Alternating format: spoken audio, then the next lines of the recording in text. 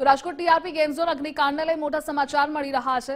આરએમસીના પૂર્વ ટીપીઓ મનસુખ સાગઠિયાને રાહત। સુપ્રીમ કોર્ટે મનસુખ સાગઠિયાના જામીન મંજૂર કર્યા। ટીઆરપી ગેમ ઝોન અગ્નિકાંડ મામલે જામીન મંજૂર કરાયા। જામીન મળ્યા બાદ પણ મનસુખ સાગઠિયાને જેલમાં રહેવું પડશે। બોગસ મિનિટ્સ બુક અને અપ્રમાણસર મિલકત કેસમાં જેલવાસ છે। હજુ પણ બે કેસમાં મનસુખ સાગઠિયાને જામીન મળવાના બાકી છે। અને આ મુદ્દે સંવાદદાતા ગૌતમ જોડાયેલા છે। ગૌતમ, આરએમસીના પૂર્વ ટીપીઓ મનસુખ સાગઠિયાને હવે રાહત મળી છે, પરંતુ રહેશે તો જેલમાં જ।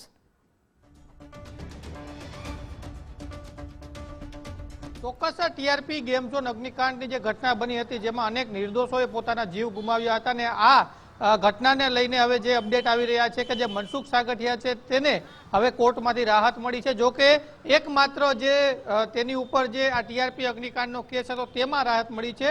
અન્ય જે મહત્વના બે કેસ છે, જેમાં ડુપ્લિકેટ મિનિટ બુક્સ બનાવવાનો, જે મહાનગરપાલિકાની મિનિટ બુક્સ હોય છે તે ડુપ્લિકેટ બનાવવાનો, તેની સાથે છેડછાડ કરવાનો, એક સરકારી દસ્તાવેજ સાથે છેડછાડ કરવાનો તેમની ઉપર જે આરોપ લાગ્યો હતો ને તેને લઈને હજુ પણ તેમનો ઉપર કેસ યથાવત છે। ને આ ઉપરાંત જે અન્ય જે અપ્રમાણસરની મિલકત મળી આવી હતી તેની ઉપર જે દરોડા થયા હતા, એસીબી દ્વારા તપાસ કરવામાં આવી હતી, તેમાં અનેક ઘરેણાને કરોડોની જે પ્રોપર્ટી મળી આવી હતી તેને લઈને પણ તેની વિરુદ્ધ કેસ દાખલ કરવામાં આવ્યો હતો। મનસુખ સાગઠિયાને ચોક્કસપણે એકમાત્ર કેસમાંથી રાહત મળ્યો છે, પરંતુ હજુ પણ તેને જેલમાં રહેવું પડશે, કેમ કે અન્ય જે બે આ કેસ છે તેમાં હજુ કોઈ પણ પ્રકારની તેને રાહત મળી નથી। જી ગૌતમ, આપ જોડાયેલા રહેજો, આગળ પણ આપની પાસેથી અપડેટ મેળવતા રહીશું। તો ટીઆરપી ગેમ ઝોન અગ્નિકાંડ મામલે જામીન મંજૂર કરાયા છે।